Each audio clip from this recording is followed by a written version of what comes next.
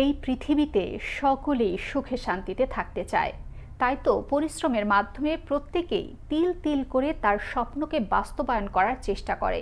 কিন্তু আকস্মিক কোনো বিপদ এসে সব লণ্ডভণ্ড করে দেয়। এমনই এক আকস্মিক অগ্নিকাণ্ডের ঘটনায় নওগাঁয় নিঃস্ব হয়ে গেছে ৩টি পরিবার। নওগাঁ থেকে সাহেব আলী সরকারের পাঠানো তথ্যচিত্রে বিস্তারিত জানাচ্ছেন ফারুক শিমুল। নওগাঁ পৌরসভার খাস নওগাঁ পশ্চিম পাড়ার সাইফুল ইসলামের বাড়িতে মঙ্গলবার গভীর রাতে বৈদ্যুতিক শর্ট সার্কিট থেকে আগুন লাগে। এ সময় বাড়িতে বসবাসরত ৩টি পরিবারের ৬ জন ঘুমন্ত অবস্থায় ছিলেন।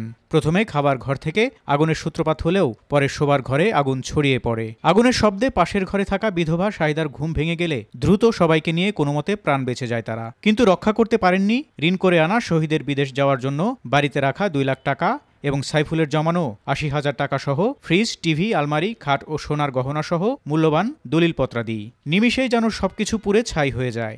বর্তমানে তাদের একদিকে ঋণের বোঝা, অন্যদিকে ঘরে নেই এক মুঠো চাল, নেই থাকার বিছানাপত্র এবং শীত নিবারণের কোনো কাপড় চোপড়ও। বর্তমানে আগুনে ক্ষতিগ্রস্ত পরিবারগুলো মানবেতর জীবনযাপন করছে। খবর পেয়ে থানা নির্বাহী অফিসার 5টি কম্বল পাঠিয়েছেন।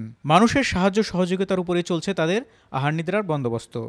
দুটা বাচ্চা নিয়ে যে বের হয় ওই জায়গায় গেছে, আর আমার ঘর থেকে ধাক করে আগুন যায়, সব পুড়ে গেছে। বাবা, আমরা খালি 4-6 জন লোক আমরা এখান থেকে বাড়াও পাচ্ছি, এছাড়া কিছু বাড়াতে পারিনি।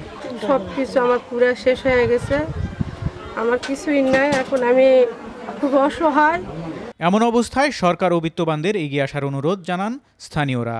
এর মাঝে বাসার ভিতরে যা কিছু ছিল সমস্ত পুড়ে শেষ, এবং সরকারের কাছে আকুল আবেদন, এ বেচারির প্রতি একটু সুদৃষ্টিকোণে যেন সে দেখে। এ ব্যাপারে উপজেলার এই কর্মকর্তা সর্বোচ্চ সহযোগিতার আশ্বাস দিয়ে সমাজের সচ্ছল ব্যক্তিদেরও এগিয়ে আসার আহ্বান জানান।